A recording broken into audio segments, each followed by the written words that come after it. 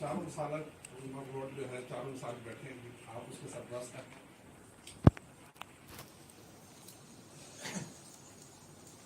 میں آپ تمام حضرات کی تشریف آوری پر تہ دل سے مشکور ہوں۔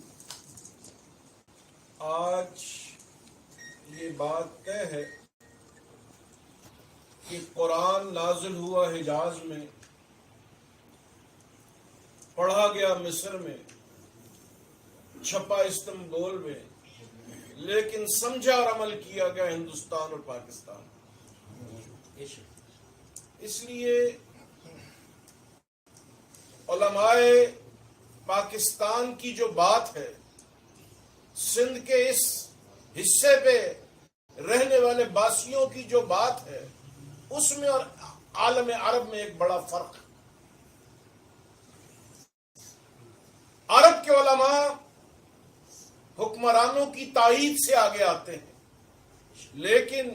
ہندوستان میں علماء نے معاشرے کو خود تشکیل دیا اور وہ محبتیں سمیٹی ہیں جو دنیا کے کسی اور حصے کے علماء کے مقدر میں نہیں ہے۔ اس لیے میں یہ سمجھتا ہوں کہ پاکستان کے حالات ترکی کے حالات سے مختلف ہیں۔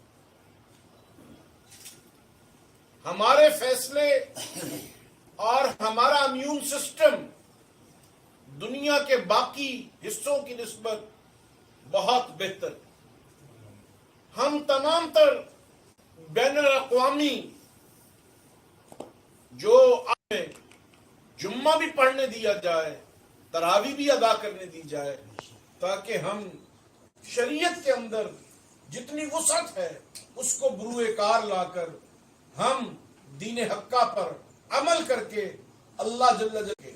اور دنیا سے یہ فساد چلا جائے اور عالم انسانیت کو اس سے حفاظت نصیب۔ میں جماعت اسلامی کے عظیم قائد حضرت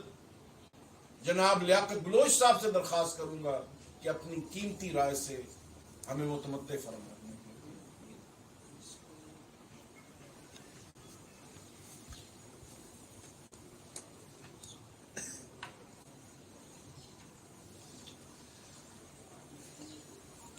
صلی اللہ رسول الکریم، اما بعد،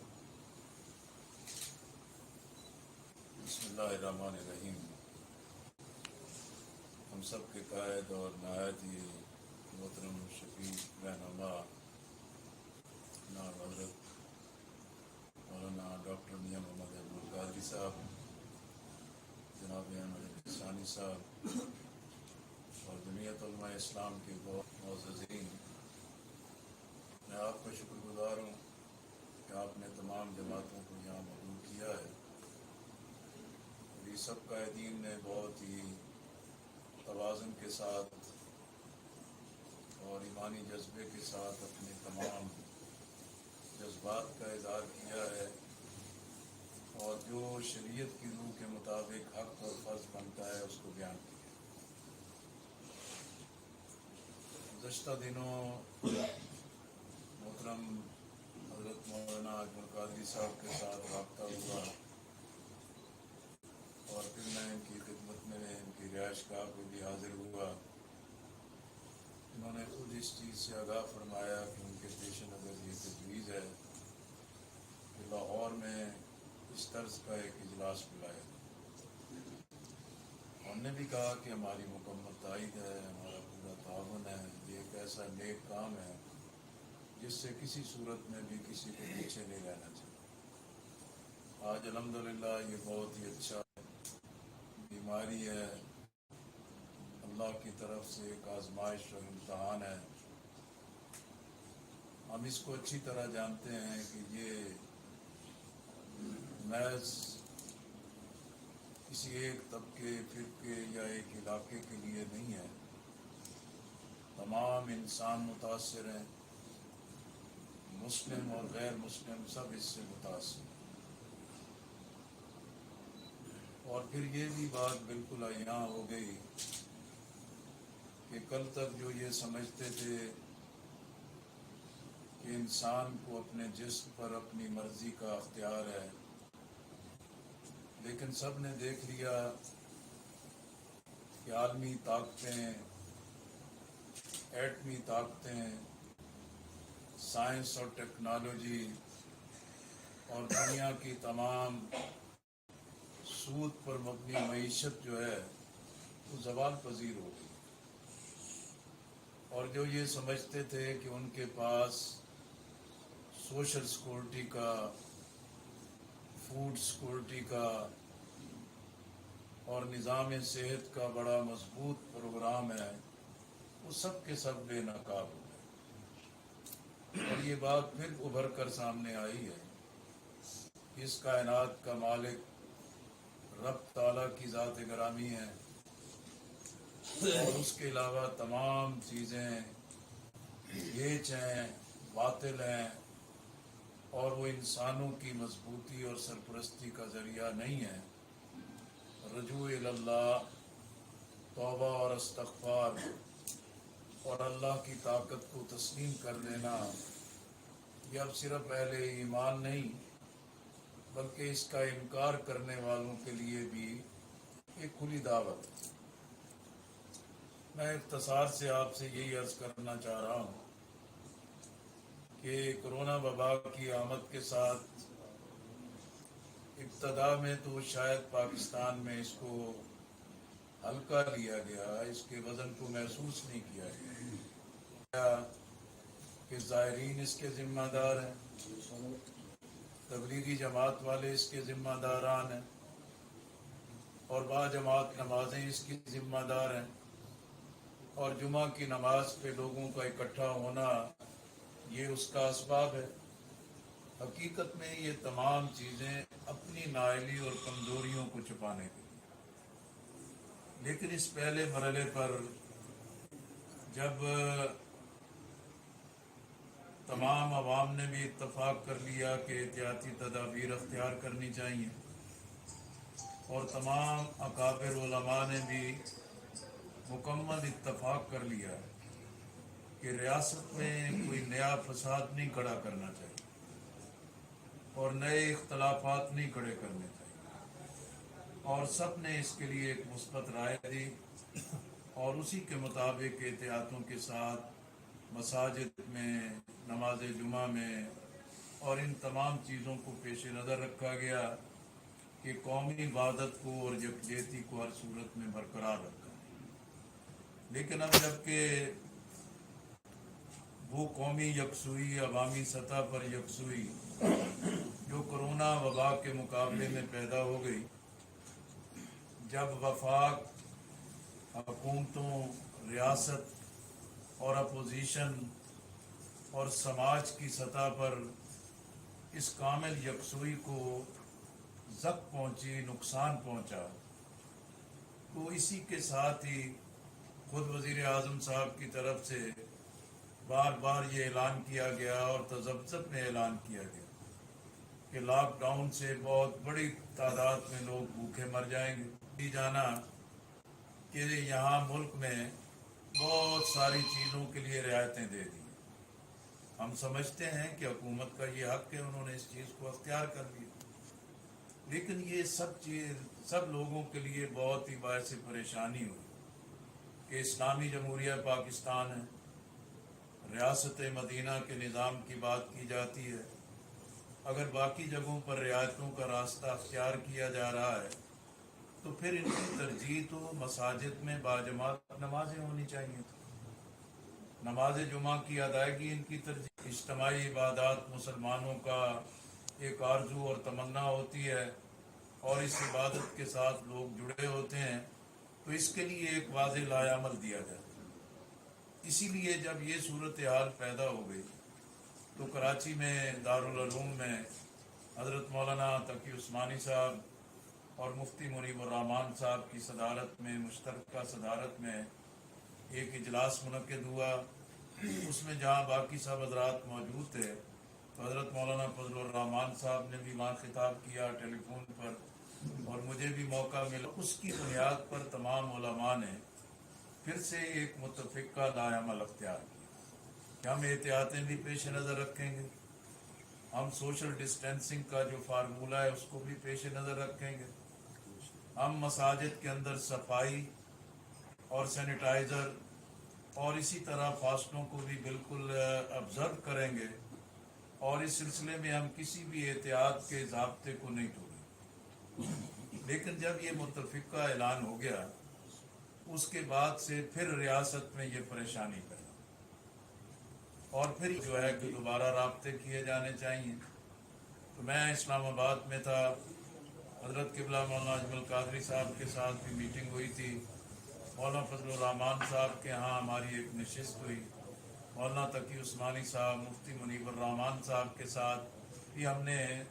گفتگو کی، اور وہ نکات جو کہ یہاں پیش کیے گئے ہیں ہم نے بیٹھ کر وہاں ترتیب دیے اور واٹس ایپ پہ ان سب کو بھجوا دیے کہ ہمارا تو یہ موقف ہے۔ اور آج بھی علماء کرام بھی اور حکومتی سطح پر جو رابطہ ہے، میٹنگز ہیں، ہم یہ سمجھتے ہیں موقف یہاں سے یہی ان کو پیغام ہونا چاہیے کہ باجماعت نمازوں پر پابندی اور تالہ بندی نہ لگائی جائے، نماز جمعہ کے لیے بندش نہ پیدا کی جائے، اور ماہ رمضان کے لیے اللہ کے گھر اور ان مراکز کو کسی پابندیوں کا شکار نہیں کیا جانا۔ اور ہم سمجھتے ہیں کہ اس سلسلے میں جو اکابر علماء ہیں، قائدین ہیں، وہ ہم تمام لوگوں کے جذبات سے بھی آگاہ ہیں، اور حکومت بھی اچھی طرح آگاہ ہے کہ اگر اور حکومت کی طرف سے دی جانے والی مدد کے حوالے سے اور پورے ملک کے اندر جو ریلیف کا کام ہے، اس کے موقع پر سینکڑوں اور ہزاروں لوگ جمع ہوتے ہیں، کوئی سوشل ڈسٹینسنگ پیش نظر نہیں ہوتی، اور تمام لوگ اکٹھے ہوتے ہیں۔ ان سب کے مقابلے میں مساجد تو زیادہ ڈسپلنڈ ہے، یہاں تو زیادہ لحاظ رکھنے والے لوگ ہیں، یہاں تو ایک بااصول لوگ ہیں، ایک ضابطے کے مطابق وہ ایک منظم وقت گزارنے والے لوگ ہیں۔ اس لیے ان پر اعتماد کرنا چاہیے، انہیں بے اعتمادی کا شکار نہیں کرنا چاہیے، اور عبادات کے لیے یہ تمام رعایتیں پیش نظر رکھنی چاہیے۔ اور ہم یہ بات متفقہ طور پر اعلان کر دیتے ہیں کہ ہم تمام احتیاطی تدابیر کو پیش نظر رکھیں۔ ہم مساجد کی باجماعت نمازوں کے اندر جو فاصلہ رکھنے کے لیے طے شدہ امور ہے، اس سے انحراف نہیں کیا جائے، اور نماز جمعہ کی ادائیگی کے لیے جو یہ طے کیا گیا ہے کہ گھر سے وضو کر کے آؤ، اور مختصر خطبہ بھی ہو، اردو میں بھی ہو، عربی میں ہو، اور مختصر نماز ہو، اور بقیہ نمازیں لوگ پھر گھروں کے اندر جا کے ادا کریں۔ انشاءاللہ ان تمام چیزوں کے ضابطے کو پورا کیا جائے گا۔ اسی طرح ہم اس موقع پر یہ بھی کہنا چاہتے ہیں، ہم سب جمع ہیں، کہ ہم کشمیر کو بھی اس وقت نہ بھولیں۔ اس لاک ڈاؤن کو بھولے تو آج پوری دنیا لاک ڈاؤن کا شکار ہے۔ ان کے لاک ڈاؤن کی دقتوں کو محسوس نہیں کیا تو آج ہمیں اپنا احساس ہو رہا ہے کہ بھوک کیا چیز ہے، افلاس کیا چیز ہے، کاروباروں کی بندش سے کیا صورتحال پیدا ہوتی ہے، مساجد کی بندش سے کیا صورتحال پیدا ہوتی ہے۔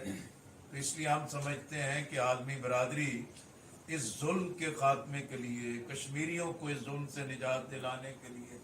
وہ بھی اپنا فرض ادا کرے، اور پاکستان کی حکومت کی بھی، عوام کی بھی ذمہ داری ہے کہ ہم اس سارے ماحول کے اندر کشمیر کو نہ بھولیں، نہ اپنی دعاؤں میں، نہ اپنے ہر طرح کے ایک تعاون سے۔ اسی طرح ہم سمجھتے ہیں کہ جو معاشی بحران ایک خوفناک شکل اختیار کر رہا ہے، IMF اس کی بات، اور اب بھی ہم سمجھتے ہیں کہ نئے قرضوں کی بوجھ سے قومی معیشت کو مزید تباہ نہ کیا جائے، بلکہ اس مقصد کے لیے خود انحصاری اور اپنی قوم پر اعتماد پیدا کیا، اور اس مقصد کے لیے جو سیاسی فساد ہے اس کو ختم کر کے